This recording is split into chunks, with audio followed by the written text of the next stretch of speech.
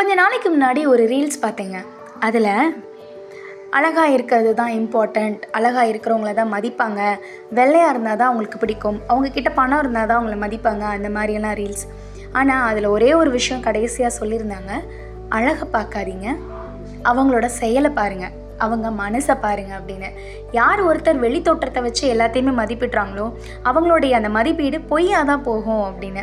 அதுக்கேற்றப்பில் ஒரு குட்டி கதையை தான் இப்போ நான் சொல்ல போகிறேன். நீங்கள் கேட்டுட்ருக்கீங்க. ஒரு கதை சொல்கிறேன், கேளுங்க.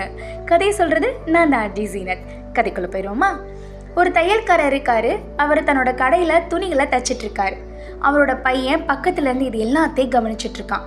தையல்காரர் ஒரு புது துணியை எடுக்கிறாரு. அதை நல்லா பார்க்குறதுக்கு பலன்னு இருக்கிற ஒரு கத்திரிக்கோளால் துண்டாக கட் பண்ணுறாரு.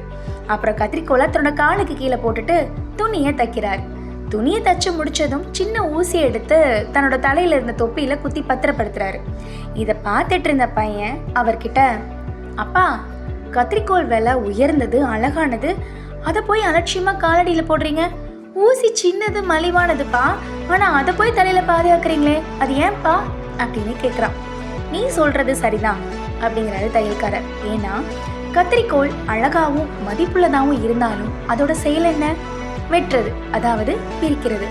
ஆனால் ஊசி சின்னதாகவும் மலிவானதாகவும் இருந்தாலும் அதோட செயல் என்ன தெரியுமா?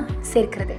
ஒருத்தருடைய மதிப்பு அவருடைய செயலை கொண்டே நிர்ணயிக்கப்படுதுரா தம்பி, அவருடைய உருவத்தை வச்சு கிடையாது அப்படின்னு சொல்லி அப்பா இந்த இடத்துலயே முடிக்கிறாரு.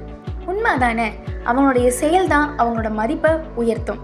என்ன நான் சொல்கிறது, எல்லாருமே நல்லதே செய்வாங்க, நல்லவர்களாக இருப்போம் அப்படிங்கிறத சொல்லிட்டு இந்த கதை கண்டிப்பாக உங்களுக்கு பிடிச்சிருக்குன்னு நினைக்கிறேன்.